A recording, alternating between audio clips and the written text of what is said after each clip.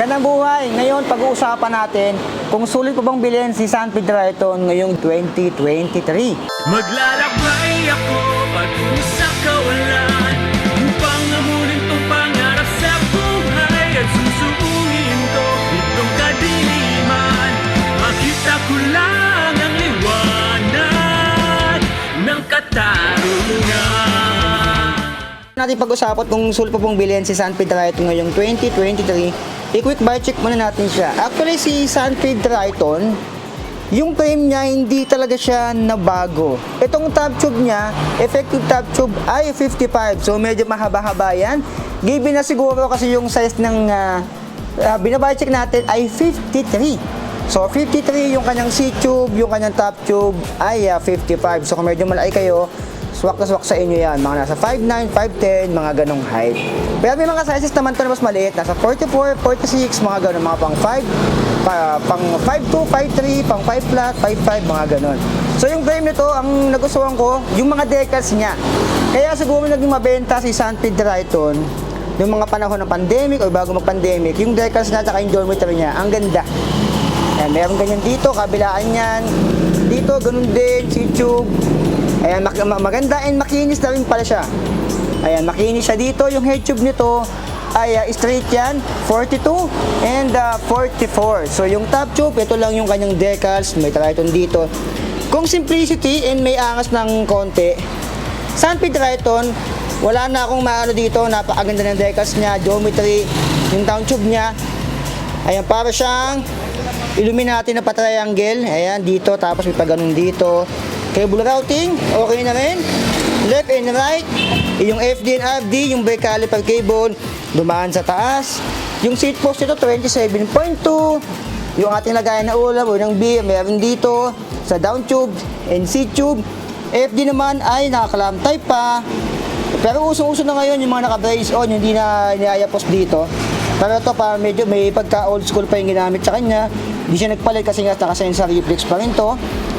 Crankset 50, 34, 170mm, square taper pa rin sa mga nagdaang panahon. Yung kanyang chain, stock pa rin, usual naman yan sa mga nababike natin ng mga road bike. Yung up descent sa reflex, H-speed to, 1, 2, 3, 4, 5, 6, 7, 8. So ito is cassette na rin, 11, 28 teeth yung ginamit sa kanyang sprocket dyan. Yung hubs naman, solon, and yan ay seal bearing na rin. Spokes naman niya ay 28, double wall alloy yung kanyang rim, and yung gulong niya 700 by 25C, pero wala siyang brand. So alien yung kanyang gulong. Dito naman, sa likod niya, yan yung 25C, and wala ring brand yung kanyang rim brake dito. Ayan. Sa likod, quick release. Yung seat post niya 27.2, 300mm yung haba, and naka-single bolt lang dito. Ito yung stock na pedals niya, bakal pa yan. Upuan naman niya ay Zeus. Yung fork nito, maganda naman yung hubog. Ayan, sunfeed na rin yung ginamit dito. Yung wheelset sa unahan, same lang din sa likod. Solon, seal bearing, and 28 spokes, naka-prestabad na rin. And 700 by 25C. Yung ring brake sa unahan, wala rin siyang brand. Dito tayo sa kanyang stem. 90mm clamping, 31.8. Headset, Ginea, ball bearing, and 440mm. Ito, yung kanyang drop bar. Brake and shifter, ay Sensa. Reflex naman yung ginamit dyan. So yung presyo nito ay 14,500 pesos. And yung timbang nito, nasa 12.5 kg lang siya. Given naman kasi, ito ay naka-rim brake siya compared doon sa mga naka-disc brake. So pag-usapan natin kung bakit nga ba to, para sa akin hindi na siya magiging sulit dahil may pumalit na sa kanya. Kasi yung presyo niyang 14,500 pesos, meron ka na mabibili, mag-add ka lang ng konti. Mabibili mo na to na naka 12 speed na. City Reach Infinite. Ayan, 15K. So sa 15K mo, meron ka ng naka-Halotech and naka 2x12 speed na. Okay na rin, halos lahat sa kanya ay alloy, naka-seal bearing na rin yan. Belo naman yung upuan. So sa 500, napakadaming pwede mong makuha dito kay TRS Infinite compare dito kay San Pedro Triton. Pero kung gusto mo naman ng ganito lang, ayaw mo nang naka-disc brake, dito ka na lang din kay Sunpeed Triton. Okay na naman to. Itong timbang na to, 13.5. Ito naman ay nasa 12.5 lang. So, 1 kilo difference silang dalawa and 500 difference. Ito lang talaga pinakayo ko dito. Hindi siya nag-upgrade. Naka-square taper pa rin siya dyan. And wala yung brand to. Sana man lang ginawa na lang WinZip.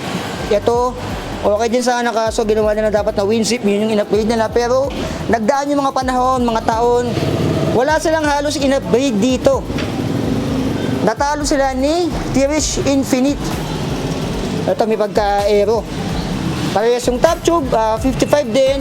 Size ito, 50. Yung kulay nito medyo may pagka-black lang. Ang negative lang dito siguro kapag gabi, medyo delikado. Mas maganda kung may ilaw ka dito kasi sobrang dark niya compare dito. Color blue. So pag nailawan to, medyo kita ka pa. Kung wala kang ilaw, ito medyo dark talaga siya. Ayan. So siguro ganyan talaga yung mga kulay ni Tirish. So para sa akin kung tatanungin nyo ako, sa 500 difference dito na talaga ako. Ayan. Pero kung ayaw nyo lang ng rim brake or disc brake, kung ayaw nyo ng naka-disc brake, dito na lang kayo ay mas magaan, 1 kilo ang lamang nito. So tingin ko naman para sa akin 500 difference lang kung meron akong 15k budget. Dito na talaga ako sa 2x12 speed na si Tirish Infinite. Pero kung naka-rim brake lang ang gusto ko, simple lang, pero pogi, tulad ng nagbablog na ngayon, ayan, dito na ako. Sensor lifters. Pero 8 speed lang kasi to. Sana man lang ginawa nilang 9 speed, tapos ginawa nilang Halotech, in-upgrade nila yan, tapos ginawa nilang WinZip yan. So marunong pa tayo sa Sunpeed. Para sa akin, yun lang naman ang mga dapat na upgrade dito. Kasi pag dumating yung panahon, tinamaan ka ng sakit ng upgradities, upgrade mo to. I-Halotech mo yan. Gagawin mong Shimano yan. Gagawin mong Clavis yan, or Sora, or 105. Papalit kami ng hubs. Wheelset is okay na rin naman. Naka-presta valve na rin. Ito, naka-presta valve na rin. Almost lang sila. Sa gulong, siguro ang lamang nito Kenda tires na rin. Kenda tires and presta valve. Para sa akin, sa sarili ko opinion, mas sulit talaga sa akin si Tirish Infinite. Pasensya na sa mga Sunpeed Triton users. Maganda si Sunpeed Triton, sobrang benta nito. Pero napalitan na yung kanyang trono. Sa ganong price range sa ganitong price range lang don't get me wrong.